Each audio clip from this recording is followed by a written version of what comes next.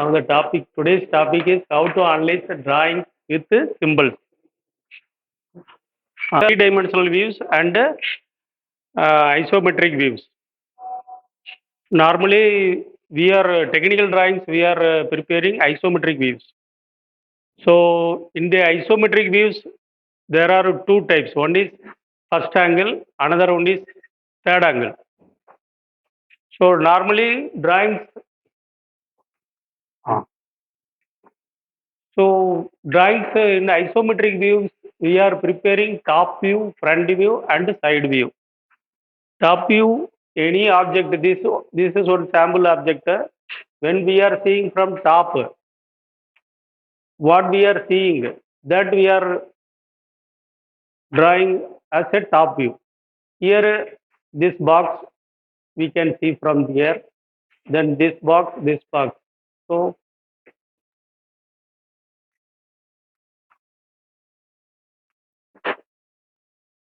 similarly, front view, this one. From here, whatever we are seeing, that we are drawing as a front view from side view. These three views is enough for isometric drawing. So with this, that manufacturer can easily manufacture any equipment or any this one. So this is normal top view, front view, but first angle, third angle, there is a difference is there. Here first angle is this is one object. When we are seeing from this end, one circle will come and another circle will come. So if we are drawing from seeing from this end and we are drawing opposite side, that is suppose you are seeing top and you are and we are drawing in bottom side, that is first angle. This is a very old method. அதாவது ஒரு கீழே ஒரு கிளாஸை வச்சுட்டு நீங்கள் அதை பார்த்தீங்கன்னா அங்கேருந்து பார்த்தீங்கன்னா உங்களுக்கு கீழே வந்து அந்த ப்ரொஜெக்ஷன் தெரியும். அந்த ப்ரொஜெக்ஷன் வந்து மேலேருந்து பார்க்குறத கீழே வரைவீங்க. கீழே வரைஞ்சிங்கன்னா அது ஃபர்ஸ்ட் ஆங்கிள். இது வந்து ரொம்ப ஓல்டு மெத்தடு. ஸோ அதை ஈஸி பண்ணுறதுக்காக தேர்ட் ஆங்கிள் கொண்டு வந்துட்டாங்க. தேர்ட் ஆங்கிளில் என்னென்னா நீங்கள் எந்த பக்கம் பார்க்குறீங்களோ அதே பக்கத்தில் அந்த டிராயிங் வரையணும். இப்போ டாப்பில் பார்த்தீங்கன்னா டாப்பில் தான் அந்த டாப் வியூ வரும். பாட்டம் பார்த்தீங்கன்னா பாட்டத்தில் வியூ வரும். சைடு பார்த்தீங்கன்னா சைடில் வரைவீங்க. Left side, right side, front.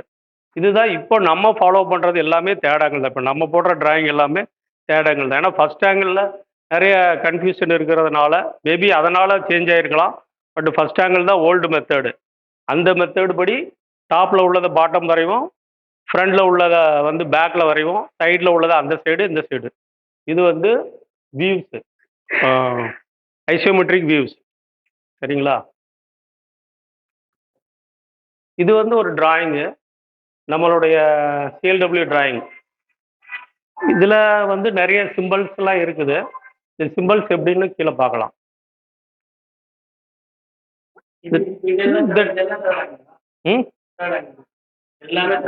இது இதில் சிம்பிள் போட்டிருக்காங்க இல்லையா? இது தேர்ட் ஆங்கிள் இல்லை, இது ஃபர்ஸ்ட் ஆங்கிள். இது ஃபர்ஸ்ட் ஆங்கிள். ஏன்னா மேலே ரெண்டு வியூ வந்தாலே அது வந்து ஃபர்ஸ்ட் ஆங்கிள் வந்துடும். எப்பவுமே பிளான் வந்து மேலே இருந்துச்சுன்னா அது வந்து தேர்ட் ஆங்கிள். இதில் பிளான் வந்து கீழே இருக்குது, எலிவேஷன் வந்து மேலே இருக்குது. ஸோ இது ஃபர்ஸ்ட் ஆங்கிளில் தான் போட்டிருக்காங்க. இப்போ இந்த டிராயிங்கில் என்னென்ன நார்மலாக இருக்கும்னா ஒரு டைட்டில் பிளாக். டைட்டில் பிளாக்ல என்ன டைட்டிலு, எந்த கம்பெனின்னா நம்ம வந்து எலக்ட்ரிக் லோகோசெட்னு போடுவோம். இவங்க வந்து சித்திரஞ்சன் லோகோமோட்டிவ்ஸ் போட்டிருக்காங்க. அப்புறம் டிராயிங் நம்பர் மென்ஷன் பண்ணுவோம். அப்புறம் இந்த ப்ரொஜெக்ஷன் ஃபர்ஸ்ட் ஆங்கிளா தேர்ட் ஆங்கிளா இதை மென்ஷன் பண்ணுவோம். எனி ரெஃபரன்ஸ் இருந்தால் அந்த ரெஃபரன்ஸை மென்ஷன் பண்ணுவோம். ப்ளஸ் அதனுடைய இன்டர்னல் பார்ட்ஸு உள்ள ஒவ்வொரு காம்பனனுடைய நேமு, அதனுடைய ரெஃபரன்ஸ் டிராயிங்கு, அதனுடைய மெட்டீரியல், அந்த மெட்டீரியலுடைய ஐஎஸ் ஸ்பெசிஃபிகேஷனு, குவான்டிட்டி, இதெல்லாம் மென்ஷன் பண்ணுவோம். இது போக நான் இன்னொன்று வந்து சர்ஃபஸ் ஃபினிஷ் இருக்கும். பாடியினுடைய சர்ஃபஸ் ஃபினிஷ் வந்து எவ்வளோ மைன்யூட்டா இருக்கு, எத்தனை மைக்ரோ மீட்டர்ல, மில்லிமீட்டர்ல இருக்கணும், அந்த ஃபினிஷிங் வந்து எப்படி இருக்கணுங்கிறத மென்ஷன் பண்ணுவாங்க இந்த சிம்பல்ஸ்ல. அதுபோக வெல்டிங் சிம்பல்ஸ். இங்க இருக்கிறது இந்த ஜாயின்ட்ல வெல்டிங் வெல்டிங் சிம்பல்ஸ் இதை மென்ஷன் பண்ணுவாங்க. ஸோ இது வந்து அந்த bill of material. Bill of மெட்டீரியல்னா அந்த எக்யூப்மெண்ட்டோடைய காம்பனன்ட்ஸ் என்னென்ன காம்பனன்ட் இருக்குது அதை சொன்னேன் இல்லையா, என்னென்ன காம்பனன்ட் இருக்குது, எவ்வளோ குவான்டிட்டி, அதனுடைய ஐஎஸ் என்ன, இந்த டீட்டெயிலாம் கொடுத்துருவோம். அது இது வந்து எப்படின்னா ஆல்ட்ரேஷன். ஆல்ட்ரேஷன் எப்படின்னா ஒரு டிராயிங் நம்ம ப்ரிப்பேர் பண்ணிடுறோம். ப்ரிப்பேர் பண்ண பிறகு ஒரு 1 இயர் கழிச்சோ இல்லை கொஞ்ச நாள் கழித்து அதில் சம் ஆல்ட்ரேஷன் வேணும் நமக்கு, ஏதாவது ஒரு சேஞ்ச் பண்ணணும், இல்லாத ஒரு டைமென்ஷன் சேஞ்ச் பண்ணணும் அப்படின்னா இந்த மாதிரி ஒரு காலம் போட்டு போய் இது ஃபர்ஸ்ட் ஆல்ட்ரேஷன். இதில் note 7 to 16 and reference of this drawing added அப்படின்னு போட்டிருக்குது. ஸோ ஆல்ட்ரேஷன் டிராயிங் வந்து அப்படியே வந்து கிழிச்சு போட்டு புது டிராயிங் போட முடியாது. ஏன்னா இந்த டிராயிங் வந்து ஏற்கனவே வேற இடத்துல ரெஃபரன்ஸில் இருக்கும், வேற எங்கேயாவது இருக்கும். நீங்கள் ஒரு ஒரு எண்டன் போட்டுட்டு மெட்டீரியல் இந்த டிராயிங் படின்னு போட்டுட்டீங்கன்னு வச்சுக்கோங்களேன், பழைய டிராயிங் வச்சுருந்தான்னா அவன் பழைய டிராயிங்கை வச்சு தான் கொடுப்பான். அதனால தான் ஆல்ட்ரேஷன் அதே டிராயிங்கில் ஆல்ட்ரேஷன் பண்ணுறோம். ஆல்ட்ரேஷன் பண்ணிவிட்டு இந்த மாதிரி அப்ரூவல் வாங்கிக்கிட்டு நம்ம இன்டர் போடும்போது இந்த ஆல்ட்ரேஷன் நம்பரை மென்ஷன் பண்ணணும். So and so drawing number and alteration 1, alteration 2, alteration 3 அந்த மாதிரி மென்ஷன் பண்ணணும். ஸோ இது ஒரு காலம் வந்து நம்ம டிராயிங்கில் ஆட் பண்ணுறோம். ஆல்ட்ரேஷன் எத்தனை ஆல்ட்ரேஷன், இதில் வந்து 7 ஆல்ட்ரேஷன் ஆயிருக்கு. இந்த டிராயிங் நம்ம எடுத்திருக்க டிராயிங்கில் 7 ஆல்ட்ரேஷன் ஆயிருக்குது. அப்புறம் இவங்க வந்து அந்த லைன்லாம் என்ன மென்ஷன் பண்ணுது அந்த டிராயிங்கில் உள்ளது கொடுத்துருக்குறாங்க.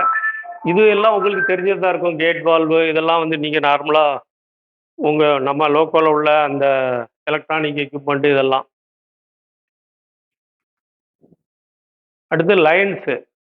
லைன்ஸ் வந்து சாலிட் லைன்ஸ் இருக்கு, டாட்டட் லைன்ஸ் இருக்குது. ஸோ டா டிராயிங் போடுறோம் இல்லையா, அவுட்டர் சர்ஃபேஸோ இல்லைன்னா ஒரு ஒரு ஸ்ட்ரக்சர் ஃபுல்லாக காட்டுறது வந்து இந்த சாலிட் லைனில் காட்டிடுவோம். ஒரு ஸ்கொயர் காட்டுறோம்னா ஸ்கொயருக்கு ஃபுல் சாலிட் லைன் போட்டோம்னா அதுதான் டிராயிங் லைனு ஆக்சுவலாக. அதுக்கு பிறகு வந்து டாட்டட் லைன்ஸ் எப்படின்னா சில நம்ம ஃப்ரண்ட்ல இருந்து பார்ப்போம். ஃப்ரண்ட்ல இருந்து ஒரு ஆப்ஜெக்டை பார்க்கும்போது இந்த பக்கம் ஒரு கட்டு ஏதாவது இருக்கும் பேக் சைடில். பேக் சைடில் இருக்கிற கட்டை வந்து நீங்கள் டாட்டடில் காட்டணும். இங்கேருந்து பார்க்குறீங்க ஃப்ரண்டில், ஆனால் அது வந்து உங்களுக்கு டைரெக்டாக தெரியாது. ஆனால் பேக் சைடு அந்த ஒரு இது இருக்குது. அதை வந்து நம்ம நார்மலாக இந்த மாதிரி ஹிடன் லைனில் காட்டுவோம், டாட்டட் லைனில். சென்டர் லைன் இந்த மாதிரி ஒரு கோடு போட்டு புள்ளி வச்சு, ஸோ ஒரு சர்க்கிள் இருக்குது இல்லைன்னா ஒரு இருக்குது, அதனுடைய சென்டர் லைன் காட்டணும் அப்படின்னா இந்த மெத்தடில் காட்டுவோம். இது அந்த பேண்டம் லைன்ங்கிறது நார்மலாக இது நம்ம யூஸ் பண்ணுறது இல்லை. பட்டு இது வந்து அதில் போட்டிருக்கிற மாதிரி alternate position of moving part காட்டுறதுக்கு.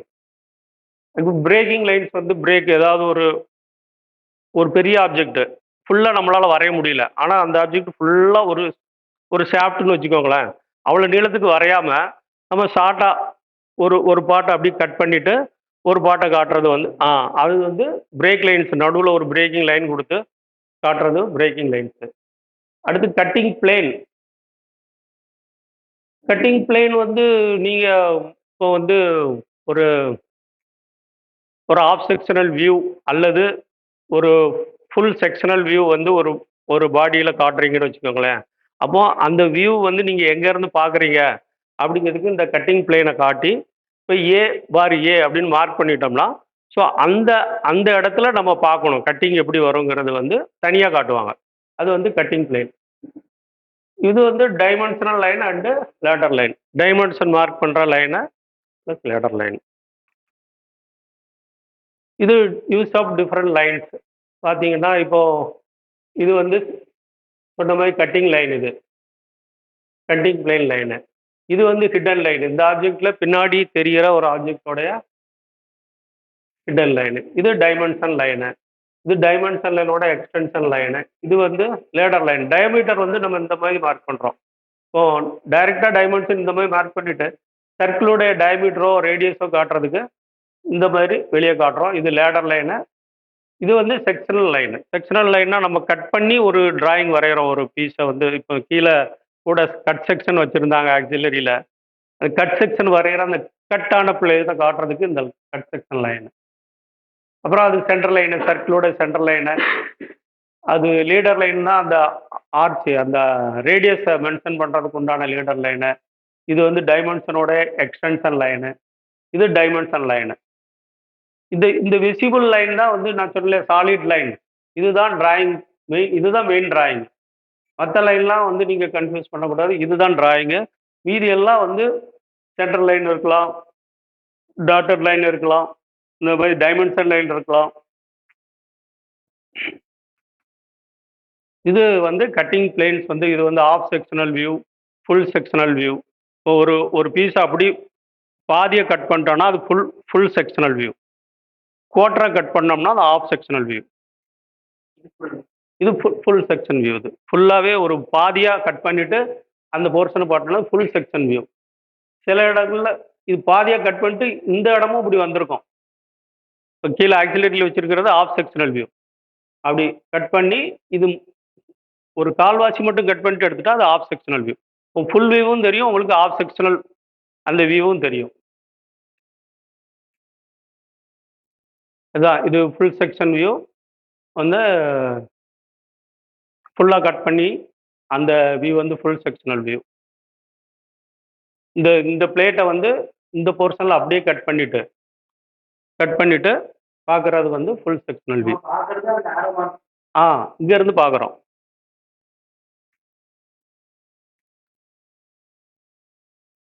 இது வந்து ஆஃப் செக்ஷனல் வியூ. ஒரு போர்ஷன் மட்டும் கட் பண்ணி இருக்குது. அதாவது ஃபுல் ரவுண்டில் ஒரு குவார்ட்டர் மட்டும் கட் பண்ணி எடுத்துருக்குறோம். இது வந்து ஆஃப் செக்ஷனல் வியூ.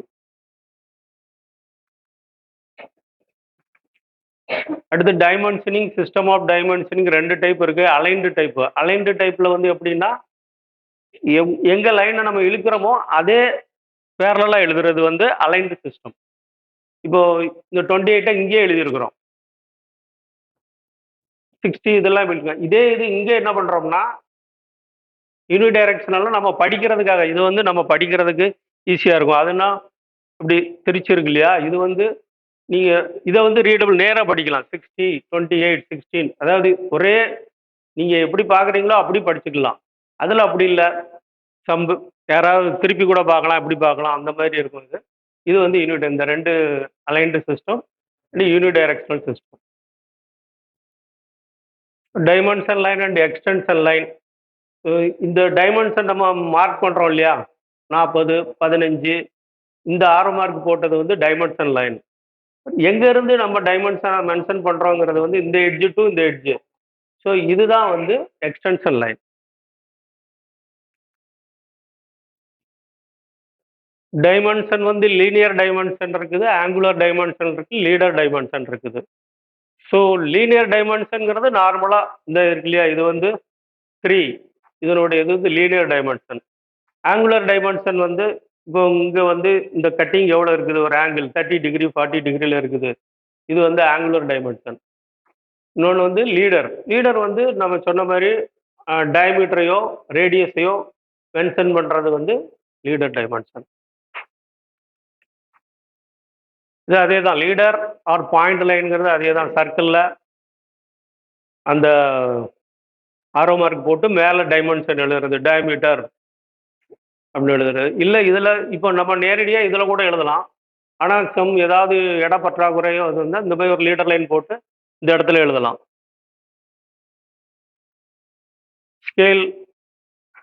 ஸ்கேல்ஸ் வந்து 1:1ன்னா ஃபுல் நார்மல் சைஸ். 10க்கு 10ன்னு வரைஞ்சோம்னா அது 1:1. 10 வந்து 10க்கு 5ன்னு நம்ம இது பண்ணிட்டோம்னா அது 1:2. அதே வந்து 10 20 வரைஞ்சோம்னா 2:1. அதான் என்லார்ஜ்மெண்ட் ஸ்கேல்னா டபுளாக வரைகிறது. 10 நம்ம டிராயிங் ரொம்ப சின்னதாக போயிடும்னு நினச்சோம்னா அதை வந்து நம்ம பெருசு பண்ணி வரைஞ்சி காட்டினோம்னா அது என்லார்ஜ்மெண்ட் ஸ்கேலு. ரிடக்ஷன் ஸ்கேலுனா ரொம்ப பெருசாக இருக்கும், நம்ம வந்து அதை சின்னதாக வரைஞ்சிக்கலாம். அந்த பேப்பருக்குள்ளே அட்ஜஸ்ட் பண்ணி வரைகிறதுக்கு ரிடக்ஷன் ஸ்கேலு. நார்மலாக இப்போ ஆட்டோகேடில் வந்து நம்ம ஃபுல் ஸ்கேல் இல்லை, லேப்ரின்த்லாம் நம்ம வரைஞ்சது 1:1. நம்ம ஆட்டோகேடில் இப்போ போடுறோம் இல்லையா, ஆட்டோகேடில் எல்லாமே 1:1 போட்டுடுறோம். பிரிண்ட் எடுக்கும்போது அது ரெடியூஸ் ஆகி வரும். A4ல் எடுத்தால் A3 எடுத்தால் அது ரெடியூஸ் ஆகி தான் வரும். பட் ஆக்சுவல் சைஸில் நீங்கள் எடுத்தீங்கன்னா அது 1:1 வரும். இது டாலரன்ஸ் வந்து உங்கள் எல்லாருக்கும் தெரியும். டிஎம் செக்ஷன்லாம் நிறைய ரிசர்ச் பண்ணியிருக்காங்க. ஒரு கரெக்டான 42க்கு வந்து நம்ம ஒரு எக்யூப்மெண்ட்டை கட் பண்ணவோ எதுவோ முடியாது. அதனால ஒரு டாலரன்ஸ் 0.1, 0.2 சில இடத்துல வந்து கரெக்டான டைமென்ஷன் வேணும் அப்படிங்கிற இடத்துல இந்த மாதிரி 42 - 0, அதாவது இந்த இடத்துல 42 விட குறையவே கூடாது, கூடலாம். 42 0 மைனஸ் குறையலாம், கூடக்கூடாது. ப்ளஸ் இல்லை, கூடக்கூடாது. இங்கே வந்து குறையலாம், 0.2 வந்து குறைச்சிக்கலாம். ஆனால் அதை விட அதிகமாக போகக்கூடாது. ஸோ இதுதான் அந்த டாலரன்ஸ் கொடுக்குறது. இங்கே பார்த்தீங்கன்னா 42.1982 to 42.195 இது வரைக்கும் அதனுடைய டைமென்ஷன் நீங்கள் வச்சுக்கலாம். எந்த எந்த ரேஞ்சுனாலும் வச்சுக்கலாம். இதெல்லாம் வந்து ஃபிக்ஸ்டு 32.5னா 32 பாயிண்ட் மினிமம் கொடுத்துருக்குறான். So minimum max. இது வந்து ஸ்க்ரூ த்ரெட் எப்படி ட்ரா பண்ணுறதுங்கிறது. இதில் இந்த போர்ஷன் வந்து பிச்சு, இது ஃப்ளாங்க்கு, இது த்ரெட் ஆங்கிளு, டெப்த்து. இதில் 2 டைப் இருக்குது. வி த்ரெட்டு, இது வந்து ஸ்கொயர் த்ரெட்டு. அப்புறம் சிம்பிள்ஸு ஏன் முக்கியம்னு சொல்லியிருக்காங்க.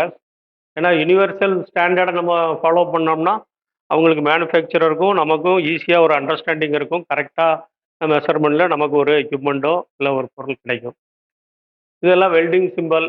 இது லேப் வெல்டிங்கு, இது வந்து ஸ்கொயர் பட் வெல்டிங்கு, இது டபுள் வி பட்டு, இது டபுள் யூ பட்டு, இது சிங்கிள் பெவல் பட்டு. இதெல்லாம் வந்து வெல்டிங்கோடைய டைப். அது அந்த இடத்துல எந்த மாதிரி வெல்டு பண்ணணுன்ட்டு நம்ம மென்ஷன் பண்ணுறது. நார்மலாக வந்து இதுதான் பண்ணுவோம் நம்ம. இந்த ஃபில்லட் வெல்டிங் தான் நம்ம மேக்ஸிமம் பண்ணுறோம். ஃபில்லட் வெல்டிங் 2 ஜாயிண்ட் இருக்கும்போது அப்படியே ஃபில் பண்ணி ஒரு வி ஷேப்பில் வரும் இல்லையா, அந்த ஃபில்லட் வெல்டிங் தான் மேக்ஸிமம். சில இடங்களில் ஸ்பெசிஃபிக்காக அந்த மாதிரி வெல்டிங் கேட்டாங்கன்னா அந்த சிம்பிளை போட்டு. இது சர்ஃபேஸ் ஃபினிஷ். ஸோ ஒரு ஷாஃப்ட் இருக்குது. நீங்கள் அதனுடைய சர்ஃபேஸ் வந்து எந்த லெவலில் ஃபினிஷ் இருக்கணும். ரஃப் ஃபினிஷிங் இருக்கணுமா, இல்லைன்னா ஹார்டாக வேணுமா, இல்லைனா ரொம்ப சூப்பர் ஃபைனாக வேணுமா, அப்படிங்கிறதுக்கு தான் இதெல்லாம். இது கேஸ்டிங் சிம்பிள். இது மில்லிங் சிம்பிள். இது நிக்கல் பிளேட்டடு. இது கிரைண்டிங்கு. இது ஃபைன் டியூனிங், ஃபைன் டேனிங்.